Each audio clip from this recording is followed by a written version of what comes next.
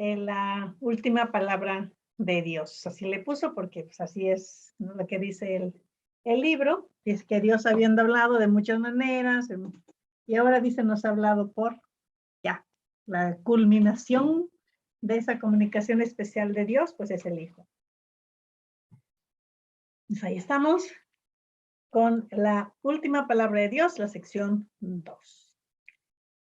Y en nuestro estudio de la semana pasada notamos que el libro es como una serie de sermones, discursos sobre la superioridad de Cristo y del cristianismo, sobre, no en contra, pero sí sobrepasa la revelación de Dios en el Antiguo Testamento y a los tipos de Cristo también en el Antiguo Testamento, es de tipos como Moisés, Josué, Cristo superior a ellos.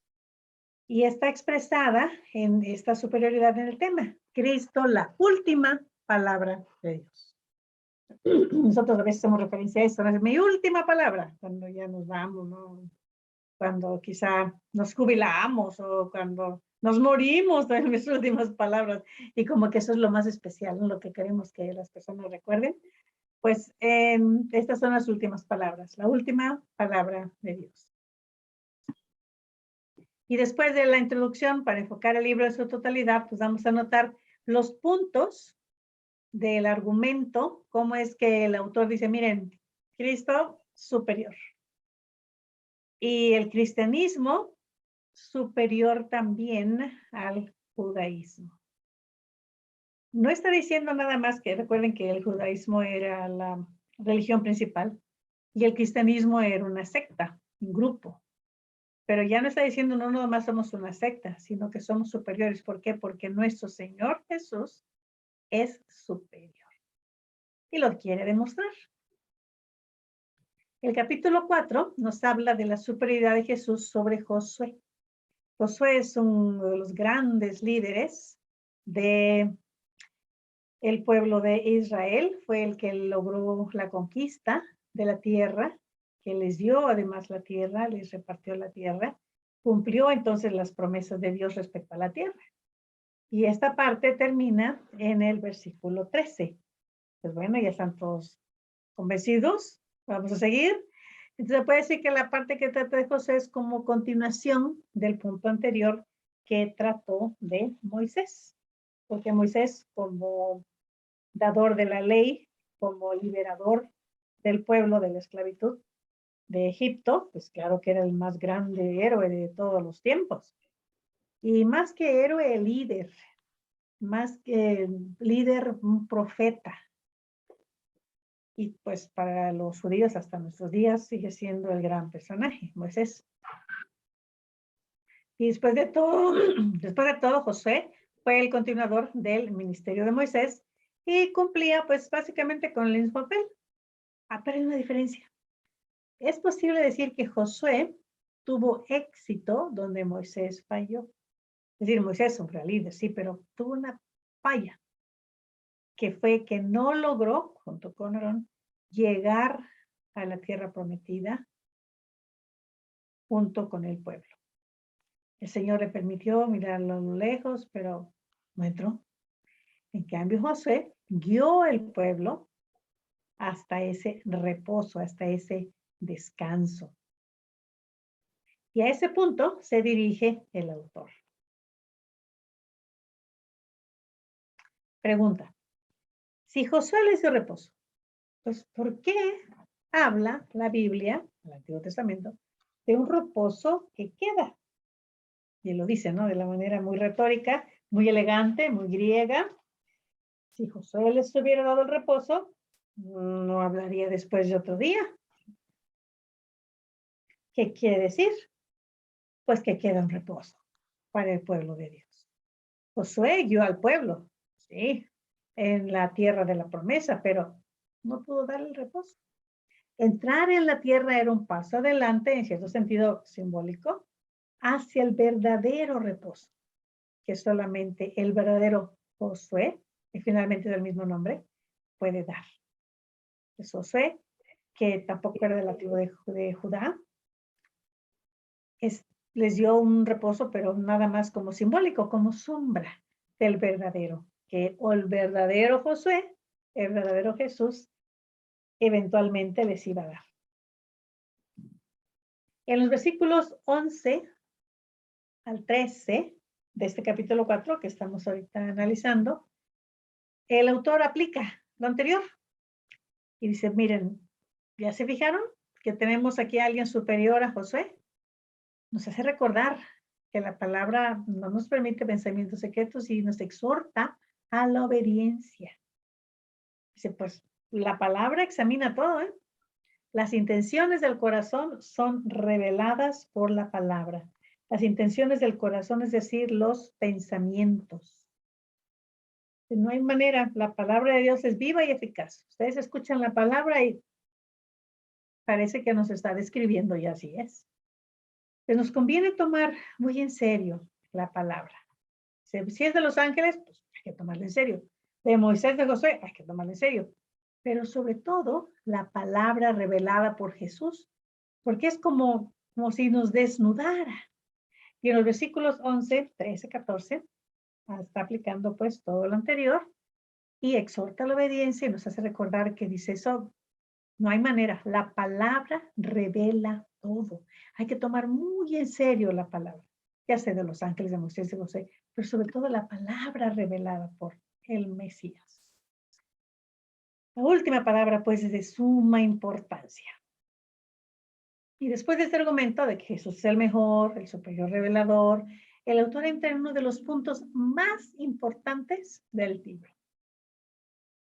El tema sigue siendo la superioridad de Cristo, pero ahora va a proponer que Jesucristo es también superior como sacerdote. Y aquí, pues los que escuchaban, aunque no fueran hebreos de hebreos, aunque fueran griegos, a ver, espera, ¿cómo que sacerdote? Todo el mundo sabe que los sacerdotes vienen de la familia de Aarón.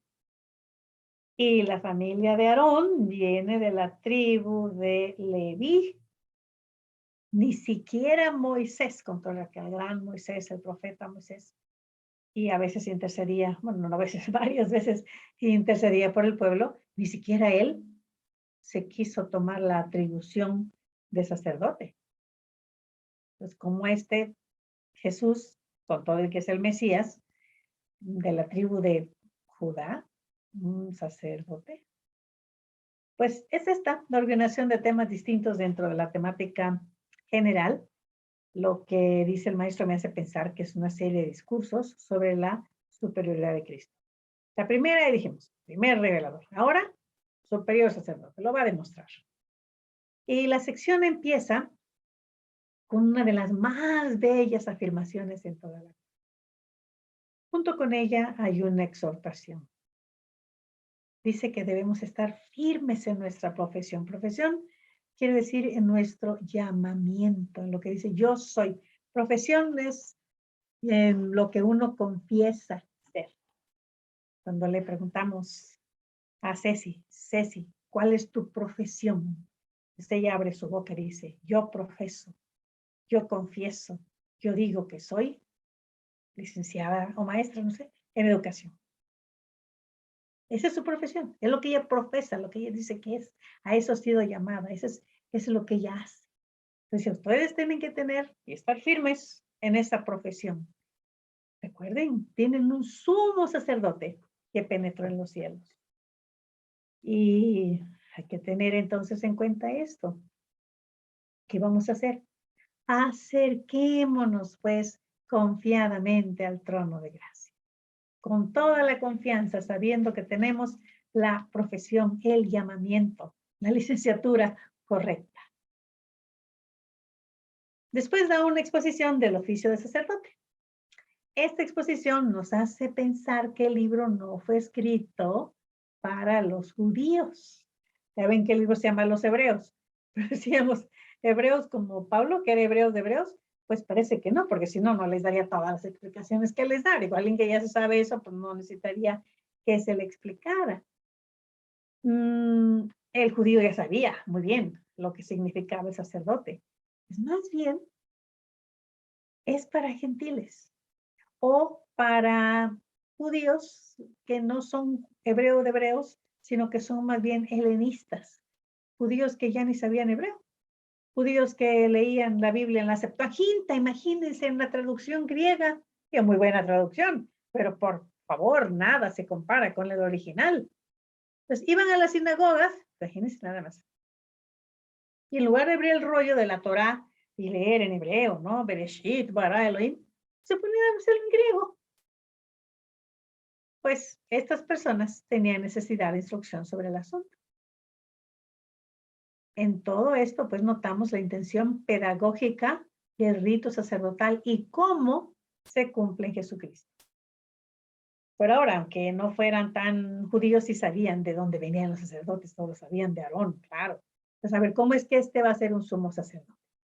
Pues esto es muy importante, porque en la base de la enseñanza, el autor da una explicación muy larga, desde el capítulo 5:11 hasta el 6:20. Pues sí, está bastante larga, son 2 páginas y media, digo, de un libro tan chico, pero bueno, aquí encontramos pues esta explicación y fuertes advertencias contra la apostasía.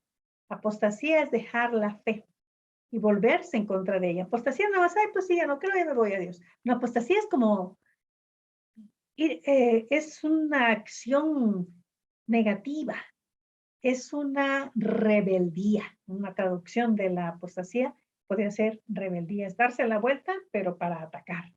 No nada más ya me voy aquí, cada quien, no. Realmente es algo agresivo. La presencia de Cristo en el cielo, como nuestro sacerdote, es la garantía de nuestra fe y la base de nuestra constancia. Y a pesar de lo solemne de las advertencias, el autor es optimista, porque Jesús penetró hasta dentro del velo. Y así lo dice en el versículo 19 del 6, cuando dice, Jesús entró por nosotros como precursor, que penetra hasta dentro del velo. Y allí, pues, la idea es que está la cortina, bastante gruesa, y Jesús rompe la cortina y entra. Eso quiere decir con lo que traspasa, penetra. Y vuelve el autor a la exposición del tema otra vez en el capítulo 7. Entonces es muy, muy largo, dijimos que era hasta el 6, ¿no? Pero también el 7 trata del mismo tema. Y ahora desarrolla su argumento en forma de analogía. Analogía es decir, como un ejemplo, como una metáfora. Y dice, el sacerdocio de Cristo es análogo con el de Melquisedec. Analogía quiere decir que es semejante, pero no igual. Por ejemplo, pudiéramos decir en una analogía que el timón es a un barco como, ¿qué cosa es a un coche? El volante, ¿no? Porque es el que le da la dirección. Esa es una analogía. ¿En qué se parece? Pues en que les da la dirección, el timón al barco y el volante al coche. Pues aquí dice, el sacerdocio de Cristo es análogo con el de Melquisedec.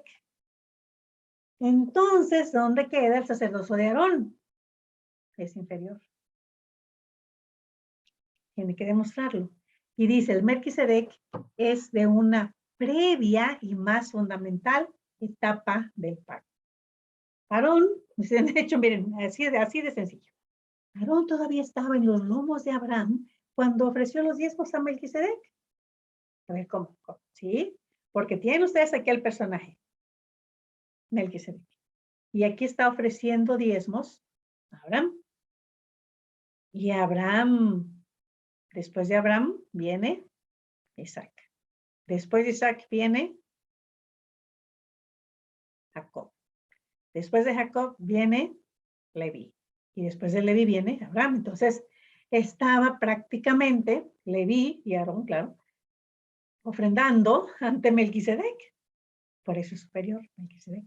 y por lo tanto Cristo también, el Mesías. Y nos llama la atención el hecho de que el nombre Melquisedec, ¿saben qué quiere decir? Y pues, sí, bueno, por ahí más o menos me suena, quiere decir rey de paz, pero es que está en hebreo. Y ligando de esta manera la profecía de Isaías con la historia patriarcal. Abraham con Isaías. Mira, ahí está. Y con los salmos. Para que nadie pueda ignorar el punto, el autor lo repite. Dice, miren, este es el punto principal.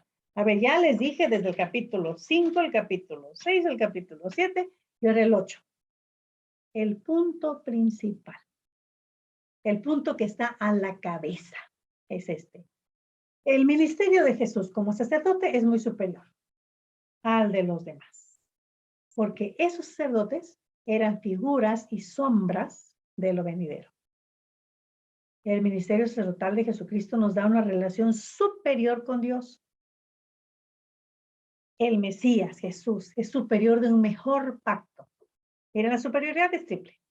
En primer lugar, el ministerio de este ministro es interior. Se abrió el velo y entró. En lugar de exterior. Los otros sacerdotes pues tienen que quedarse allí una vez al año, medio entraban allí, pero se volvían a salir. Además es universal. En lugar de local.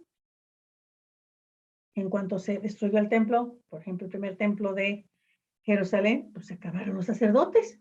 Ya no hay templo, pues ya no hay sacerdocio. ¿Dónde va a ministrar? En cambio, este es un universal. En los cielos, no en un lugar, sino en los cielos, en la presencia misma de Dios. Y además se basa en un verdadero perdón del pecado. Que los demás llevaban ofrendas y ofrendas y ofrendas y ofrendas y ofrendas para el perdón del pecado, una vez y para siempre. Sobre la base de este sacerdocio, que es la esencia del mejor pacto, pues hay un mejor culto. El ritual del Antiguo Testamento, la ley ceremonial, queda superado. Todo era símbolo para el tiempo presente. No que fuera falso, sino que simplemente apuntaba, señalaba el tiempo presente. El creyente, dice el autor, puede entrar en la presencia de Dios en cualquier momento, en cualquier lugar. Ya no tiene que ir al templo ese, allá en Jerusalén, porque la verdad es que todos los judíos esparcidos de donde estuvieran, siempre que oraban, tenemos el ejemplo de Daniel, allá en Babilonia, oraban y con la vista hacia Jerusalén. No tanto por la ciudad, que digo, sí, muy bonita y todo, sino porque ahí estaba el templo. Entonces, cuando ellos oraban, hacia el templo. ¿Sacrificios? 0 sacrificios. ¿Sacrificios sacerdotes? No, porque se tenía que hacer solamente en Jerusalén. Tenía sinagogas, tenían escuelas, sí. ¿Estudiaban la Torá? Sí. Pero no había esa idea del culto fuera del templo, ¿no? El creyente, en cualquier momento, en cualquier lugar, porque tiene un sacerdote único. Entonces, toda la vida del creyente se convierte en culto. Y toda su vida es religión. A veces no nos gusta, ¿no? Que nos digan que somos religiosos. Y hasta algunas personas dicen, no, yo no tengo religión. Yo creo en Dios. Bueno, sí voy a veces a la iglesia, ¿no? Pero yo no, religioso no. Y aquí es lo contrario. Toda la vida es religión. Somos religiosos, sí. Pero toda la vida del creyente se convierte en culto. En cualquier momento estamos en la presencia de este sacerdote. Los ritos anteriores, pues tenían que ver con muchas purificaciones, pero no podían santificar. El santuario hecho de manos, con todo que era muy hermoso, con todo y que los artistas se esmeraron, hombres y mujeres trabajaron en el tabernáculo y haciendo las cosas hermosas, tejiendo las pieles carísimas. Era de manos humanas.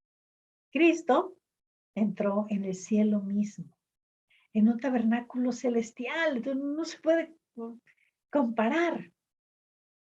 Y nos dice aquí, Miren, ustedes verdaderamente santificados en Cristo y por su sacrificio tienen una mejor relación con Dios. Es una relación de verdadera comunión, compañerismo. Esta comunión es algo que el creyente tiene que practicar. Y la hermosísima exhortación, pero más que exhortación es también como una invitación, cuando dice en el capítulo 10. Teniendo un gran sacerdote, un gran sumo sacerdote,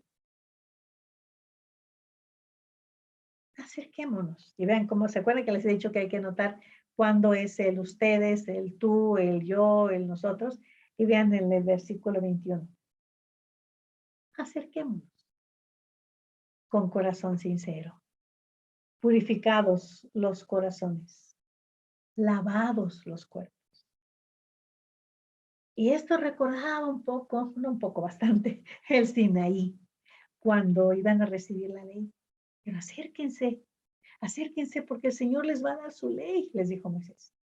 Pero báñense, laven su ropa. Si no crean que de pronto, va a venir el Señor. No, y a ver, pues vénganse. No, les dio instrucciones en aquel momento, allá en el desierto. Les dijo que se lavaran, que se bañaran, que lavaran la ropa. No sé si la plancharon, pero lavado sí. Limpios, con un corazón sincero. Y allí iban ellos, y de pronto, yo no, mejor no, mejor no. Sube tú, Moisés. Les dio miedo acercarse al Sinaí. La fuerza del argumento del autor se pierde un poco por las divisiones que los editores modernos hicieron en algunas de nuestras Biblias. Separan estos editores los versículos 25 y 26 del capítulo 10. En mi versión que tengo aquí dice el 25, bueno, dejando de congregar, y luego dice el 26. Advertencia al que peca deliberadamente. El mismo editor le puso un título allí para así marcar la diferencia. Entonces, si estuviéramos a lo mejor estudiando y, ay, hermanos, ya se acabó el tiempo. Bueno, nada más vamos a llegar hasta el final del párrafo, aquí al 25, y nos vemos a la próxima al 26. No, a ver, no. Si hay un porqué, ese porqué va junto con el de arriba. Es decir, una oración aparte no empieza con un porqué. Una oración normal empieza, no, su sujeto, su verbo, pero aquí empieza con una conjunción. Entonces, más bien el 26 se debe de leer con el 25. Y vemos ahí todo lo que dice, acerquémonos y todo lo demás. Y luego una exhortación a mantenerse firme y considerarse unos a otros, estimularse al amor y a las buenas obras. Es decir, si voy a hacer una buena obra, invitar a mi hermano. Voy a llevar despensas a una congregación. Hermano, vente, vamos. No más de 12 por cuestión del corona, pero vamos. Acompáñame. Estimularse a las buenas obras. Y a veces eso, ya lo contaba yo con la hermana, si no me necesita un empujoncito, dice, para que uno haga las cosas. A lo hermano que él quizá ni se imaginaba que iba a ir a repartir despensas, pero como ya le invitó a tu hermano, pues se va. Iban juntos para apoyar a las familias que tengan menos recursos. Pero además sigue. No dejando de congregarnos, aunque haya pandemia. Como algunos tienen por costumbre, exhortándonos. Ya ven que el día se acerca y si pecamos voluntariamente después de haber recibido el conocimiento de la verdad, ya no queda más sacrificio por los pecados. Pues vean cómo va junto. Está diciendo, vamos a mantenernos firmes, vamos a congregarnos, vamos a juntarnos, porque si pecamos voluntariamente, ya pues no va a haber sacrificio que alcance. Sí, porque a ver, cuando uno trae sacrificio, es porque quiere uno recibir el perdón, pero pues no sea tan cínico Disculpe, pero esa es la palabra. No sea usted tan cínico de querer venir y ofrecer un sacrificio y de todas maneras peca usted voluntariamente, que si cae uno, porque bueno, no somos perfectos, ¿verdad? Pero pecar voluntariamente y todavía esperar que el Señor acepte el sacrificio por el pecado, pues no, no sea cínico. Si una violación de la ley de Moisés traía su castigo, ¿cuánto más castigo piensan que va a merecer el que pisoteare? El lenguaje es fuerte. Y que pisa, que se burla del Hijo de Dios. Y tiene por inmunda, por sucia, la sangre del pacto en el que fue santificado. Y uno hasta se le encoge el corazón porque se ve como es cierto. En verdad había gente, y hay gente así, que se atreve a denigrar al Hijo de Dios, que piensa que esa sangre del pacto y además afrenta al Espíritu de gracia. Esta es una de las más fuertes advertencias en el libro. Y se dirige a aquellos que dejan de usar el sacerdocio de Jesucristo, que desprecian a Cristo y a su sacrificio. Mire, ay, ¿y quién podrá ser tan malvado? Uno piensa que no, pero hay personas así a través de toda la historia de la iglesia. Uno pudiera pensar en alguien como, pues, como el mismo Pablo. Pablo lo hizo. Pablo consideró que el crucificado pues, había sido un blasfemo y que los seguidores de ese crucificado tenían que ser perseguidos.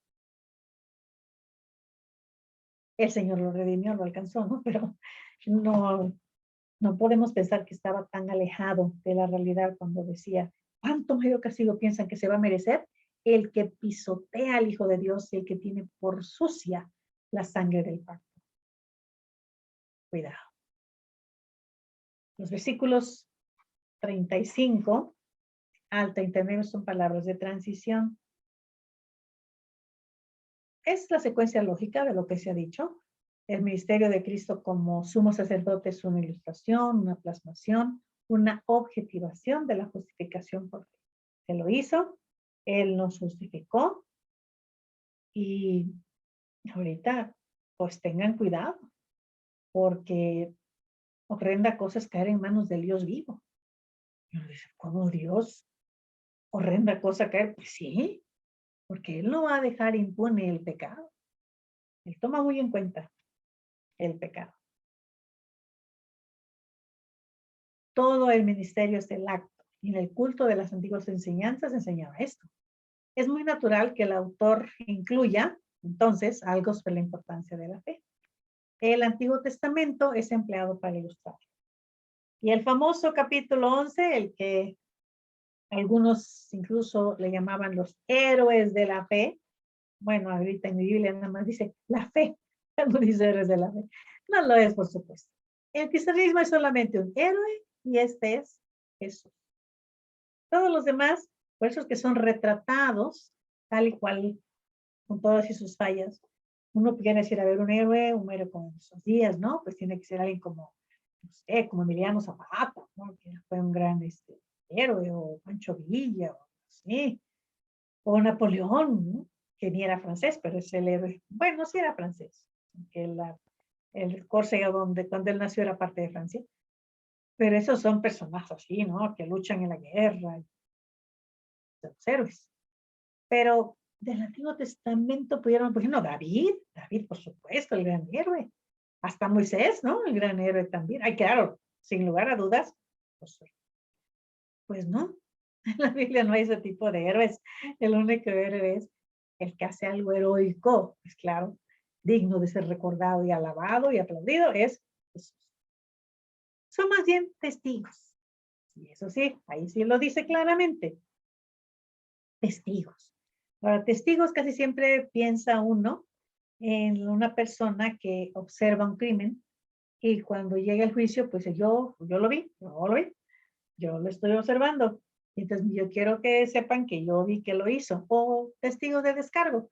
No, yo estuve allí y él no lo hizo. No, yo no lo vi que él lo haya hecho. Pues de cargo y de descargo. Hay esta idea en la que dice aquí cuando habla de los testigos. Pues de la historia del Antiguo Testamento Dios llama a sus testigos, pero vamos a ver en qué sentido son testigos. En el 11:2 dice que alcanzaron un buen testimonio y en el 12:1 dice que son una nube de testigos. Bueno, de hecho sí es la palabra ahí, se dice nube, porque quiere decir un montón, un gentío. Y estos son seleccionados por el valor y por la fuerza de su testimonio a la fidelidad de Dios. Entonces aquí no es porque hayan visto algo, sino que demostraron fidelidad a Dios. Pues cuando dicen que dieron testimonio, no dieron testimonio que alguien hizo algo, sino que Dios hizo algo. Y porque de esa manera, supieron, lograron reconocer el valor de la fe, no por sus alcances morales. Y por eso en la Biblia pues están todos esos personajes, pues con todo y sus, no hay necesidad de sacarle trapitos al sol a nadie, porque ya están allí sacados. Muchas veces nosotros cuando estudiamos, yo que estudio historia, veo un personaje, ¿no? Como Zapata, o un otro, hay que sacarle los trapitos al sol porque uno piensa que pues eran bastante congruentes y pues no, no es cierto. Luego resulta que tienen muchas fallas, pero esas no salen. Hay que buscarlas y hay que buscar las evidencias para ver que pues no, realmente así tan grandes, no, tuvieron muchísimas fallas, pero no están muchas veces mencionadas en la historia oficial. Aquí no, aquí se dice claramente qué pasó y qué hicieron y cómo es que realmente no honraron muchas veces a Dios. Interpretamos mal este libro y distorsionamos la enseñanza y si hacemos estos testigos de chavos de moralidad. Imagínense tener un esposo como Jacob. Pues yo creo que no. O como David, menos. No. O tener una esposa como Atalía, no, tampoco. Y así que ahí están, ¿no? Los personajes, pero nunca son puestos como ejemplos. Y les digo porque eso es bien importante. Muchas veces, yo no sé cómo, pero agarran a un personaje como Jacob, como David, y quieren ponerlo como si fuera el ejemplo. No, no es así. No son ejemplos. Están simplemente como testigos porque dan testimonio de la fidelidad de Dios en sus vidas. Dan testimonio de que Dios tuvo misericordia de ellos a pesar de sus debilidades. Pero no están ahí para que los imitemos, y menos en los pecados. A lo mejor hay que imitar lo que hicieron bien, pero menos en los pecados que ellos cometieron. Y sí, les digo, a veces, pues el pecado es cegador. Y hay personas que se ciegan y piensan que las vidas de esos personajes están ahí para que nosotros los imitemos. Y entonces nunca va a faltar, y de verdad se los digo en serio, no estoy, esto no es broma, nunca va a faltar algún personaje que quiera tener un hijo con una de las sirvientas, porque así como Abraham tuvo un hijo con Agar, pues él también quiere tener un hijo con la sirvienta. Estoy hablando en serio. Sin darse cuenta de que ese fue un pecado. Hay que imitar la fe de Abraham, pero no el pecado de Abraham.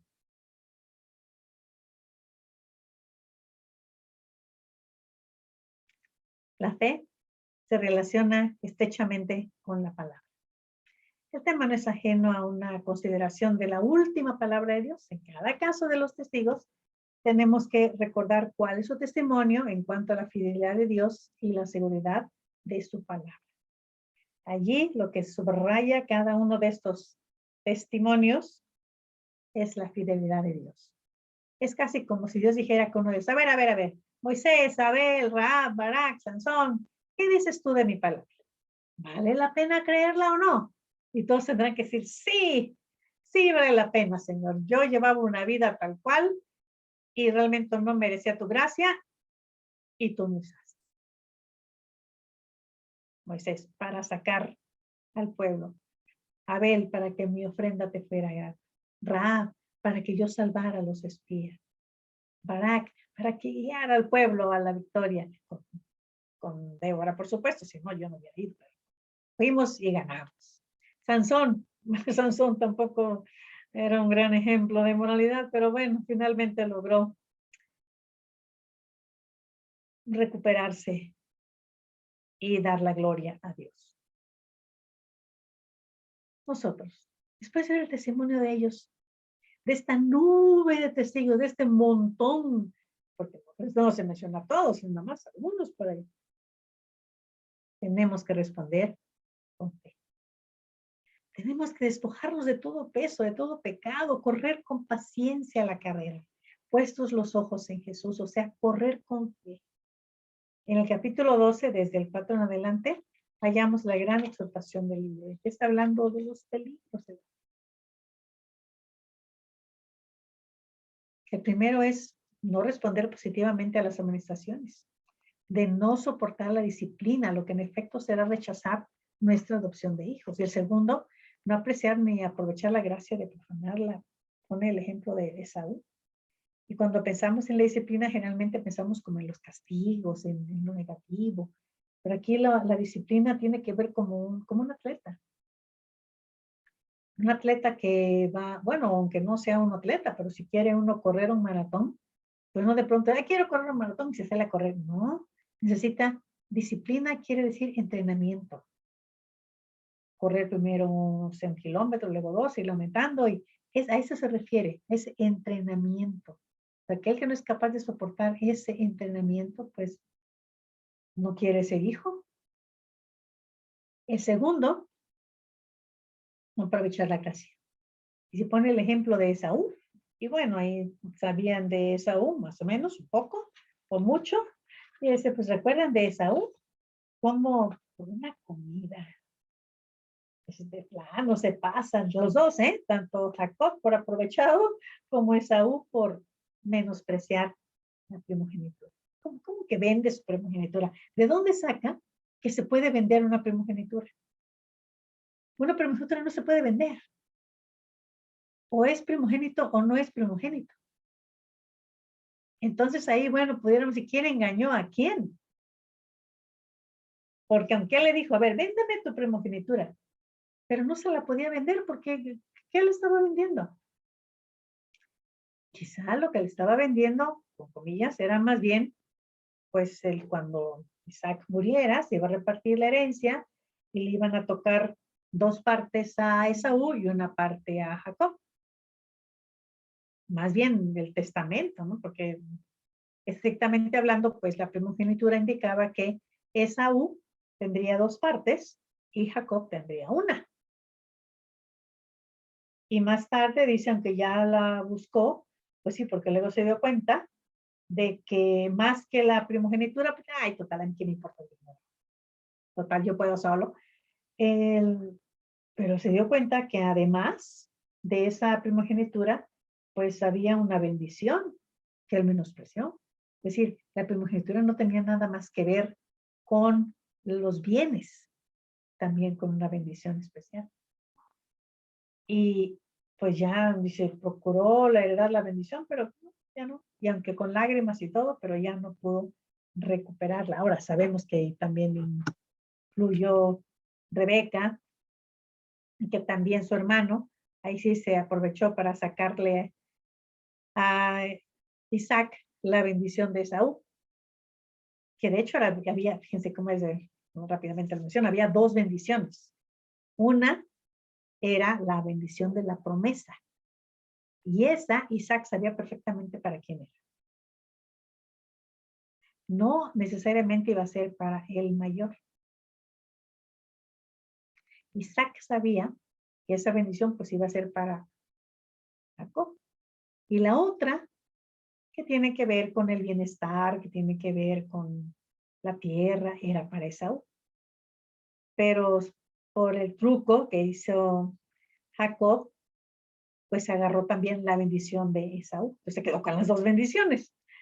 Pero no necesitaba hacer todo eso Jacob. Jacob ya tenía su bendición, la de la promesa.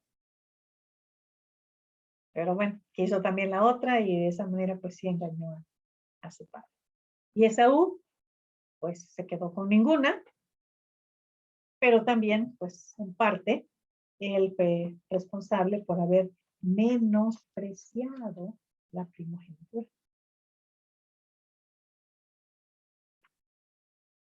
Todo como una sincera, insistente súplica al pueblo de Dios de que pongan atención a la palabra de Dios, sobre todo a la última palabra de Dios. La conclusión del libro, estamos en el capítulo 13, es una serie de recomendaciones éticas que ilustran el valor de la fe y de la relación superior que tenemos con Dios a través de la revelación superior también de su Hijo. Está diciendo, miren, todo lo que pasó antes estuvo muy bien, los ángeles hablaron, se dio la ley, vino Moisés, vinieron los demás héroes o testigos mejor de la fe, pero ahora tenemos la revelación mucho mayor.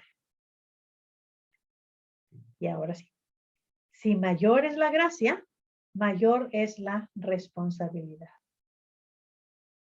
No dejen de buscar a Dios, que no sea que alguno deje de alcanzar la gracia de Dios y que haya alguna raíz de amargura que esté por allí, que os estorbe y que sean ustedes contaminados. Cuidado. La unidad de toda la revelación se ve en las palabras del versículo 8. Jesucristo es el mismo, hoy, ayer y por los siglos. ¿Qué es lo que tienen que hacer? Pues ya les dije, que se provoquen a las buenas obras, que se provoquen al amor. Dice, pero pues si se les olvidó, ahí les digo, permanezca el amor fraternal. El compañerismo, la comunión de la fe tiene que expresarse de manera práctica. No nada más llegar y saludar. Lo hace cualquiera. No nos cuesta nada. Bueno, a algunos les cuesta, pero no cuesta mucho realmente llegar y saludar. Pero hay que hacer la práctica de la comunión cristiana. Y dice el versículo 16. Bueno, desde el 15. Así que ofrezcamos siempre a Dios por medio del sacrificio de alabanza, fruto de labios que confiesan su nombre. Muy bien, estamos en el coro y explicamos esto perfecto. Pero dice, de hacer el bien y de la ayuda mutua, no os olvidéis, porque de tales sacrificios se agrada a Dios. Finalmente, pues ya no hay templo al que ir. Ustedes no van a ir a Jerusalén. No van a ir a hacer sacrificios porque ya Cristo hizo un sacrificio de una vez para siempre. Asimismo se ofreció, ya no es necesario, pero sí tienen que hacer sacrificios agradables a Dios. Y uno de estos es hacer el bien y ayudarse mutuamente. No se olviden de ayudarse mutuamente.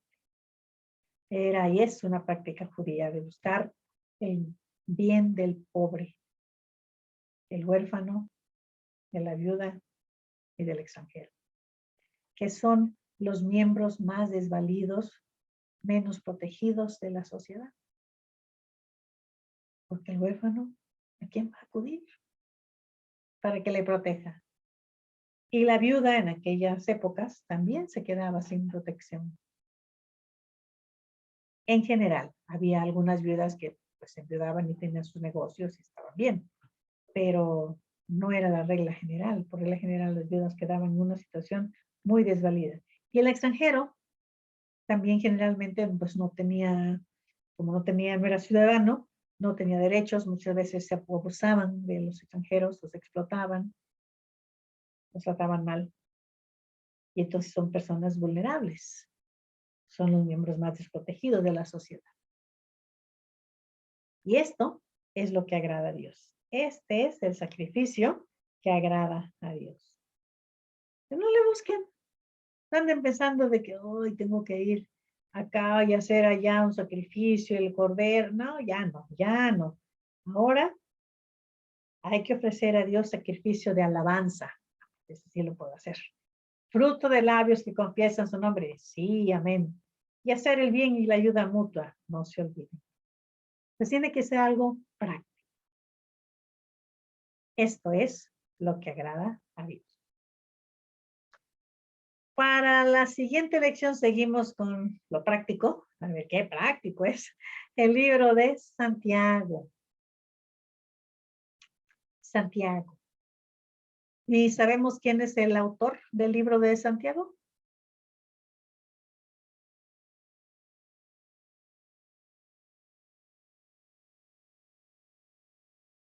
Pues Santiago. Pero ¿por qué Santiago? A ver, aparte de la lección, digo, de la tarea que nos va a dejar Alex, les voy a encargar que me busquen. ¿De dónde sale el nombre Santiago? A ver quién lo encuentra. ¿De dónde sale ese nombre Santiago? Pero por ahí, ahorita ya terminamos la segunda parte de la epístola a los hebreos.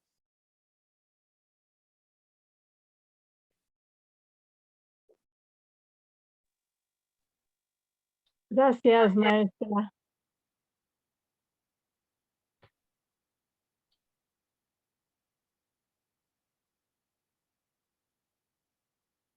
Bueno, a ver, Jasmine o Toño, tienen algún Eh, comentario. Les doy una pista de tu Lola, pregunta. bióloga, Mónica. Sí, quieres decir algo, ¿verdad, Alex? Sí, que esa pregunta que hiciste la había pensado, pero resulta que está en la introducción del libro del maestro, así de que por eso no la usé.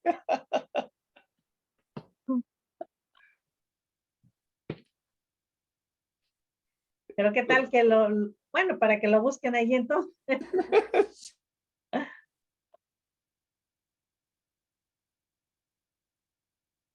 Y tenemos ahora sí una tarea pendiente.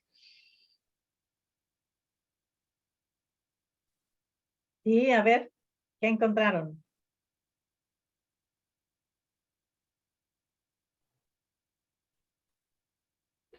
Recordemos que la pregunta era sobre qué es una unión hipostática. La unión hipostática se dice que es un término técnico que designa la unión de dos naturalezas, divina y humana, que en la teología cristiana se le atribuye a la persona de Jesús. Verdaderamente hombre, verdaderamente Dios. Muy bien, ¿los demás encontraron lo mismo?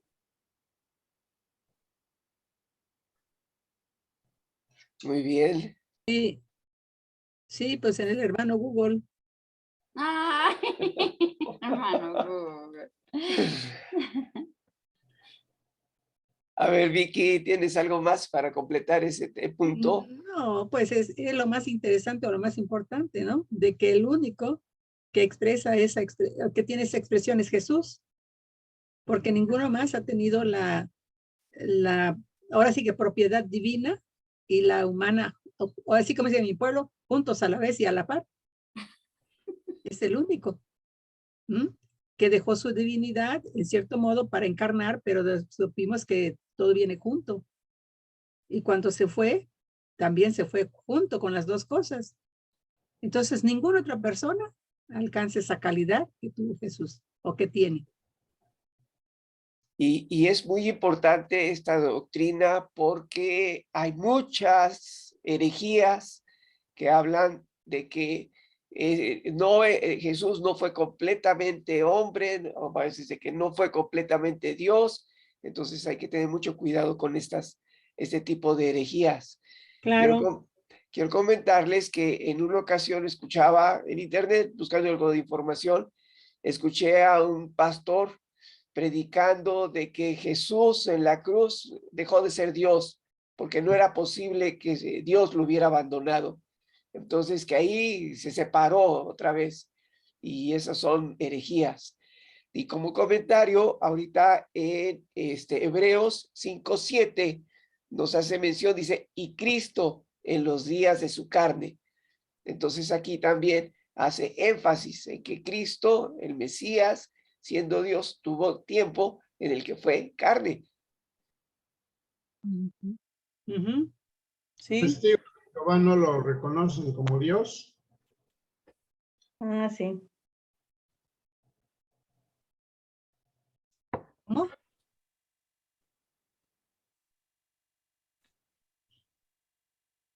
Pues gracias que se hizo humano, el Señor, completamente humano, Él se hizo accesible a nosotros por esa encarnación. Él se hizo accesible al ser humano. Así es, Yasmin. Pues sí, porque la misma escritura dice que no pecó un ángel, sino pecó un hombre. Entonces él tenía que ser hombre para poder hacer la expiación.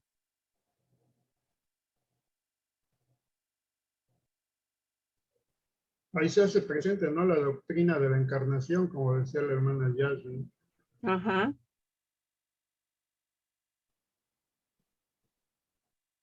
Y es bien interesante saberlo porque otros pensamientos niegan la divinidad de Jesús.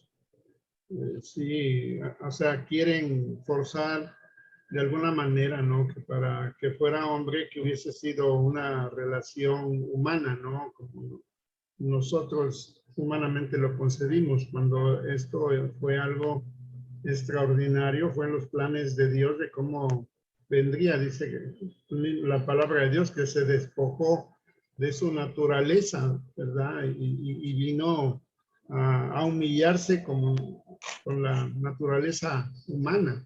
Y pues gracias a ello él comprende todo lo que nosotros padecemos, ¿no? Lo que sufrimos. Es ahí en donde él nos entiende y encontramos el perdón. Nosotros pecamos, él no pecó. Él murió por nuestros pecados. Así es. Pues muy bien. Vamos a, antes de terminar, les recordamos que estamos preparando un curso de griego por 5 semanas. Ya lo estamos preparando. Empezará después de Semana Santa. Y hemos empezado que sean lunes, martes, miércoles y jueves. Por 5 semanas nos da un total de 20 horas. Es un curso en forma, un curso introductorio para pues tener lo básico del griego del Nuevo Testamento, el griego koiné. No es clásico ni es moderno, entonces no van a poder leer a Platón, ni van a poder conversar en Grecia, pero sí van a poder leer el Nuevo Testamento. Un poco, ¿no? Pero como una introducción. Les decía, para poderlo leer, para poder, pues, interpretar algunas cosas que el texto griego solamente puede explicar. En las traducciones siempre se pierde, ¿no? Siempre se pierde, por muy buenas que sean. Pues no hay nada como ir al original. Entonces vamos a abrir ese curso. Estamos pensando que sea en un horario de 6 a 7, para que sea también un poquito más tarde, 6 a 7 de la noche, y se va a pedir un costo de recuperación de 200 pesos. Pues sale a 10 pesos la hora, ¿qué les parece? Y pues ahí vemos. Esperemos que sí tengan el tiempo, tengan la inclinación, y están todos invitados. Yo voy a asumir que nadie sabe nada, pues no hay examen de colocación, sino que todos van a estar en ceros. Y si ya saben, pues bueno, para que recuerden, ¿no? Lo que ya saben. Pero si no, les digo así, todos van a entrar a griego 1, elemental. Pues eso es todo de mi parte. No sé si alguien más, Francis, si tengas alguna otra cosa. No, solamente que dar las gracias por ser constantes en estas clases y de veras los que somos bendecidos somos los que estamos aquí. Entonces Dios quiera que poco a poco se vayan uniendo otras personas, inviten a sus amigos y para que también ellos puedan experimentar esta retroalimentación, este gozo de volver a escuchar las escrituras. Así que muchas gracias a Dios por ti, maestra. Bueno, pues nos vemos entonces el próximo sábado. Ya estamos casi acabando, ¿eh? Ya, ahí vamos, ahí Ya. vamos. Santiago. Muchas Gracias. gracias. Gracias. Saludos Gracias a todos. Buenas Gracias, tardes. bendiciones. Adiós.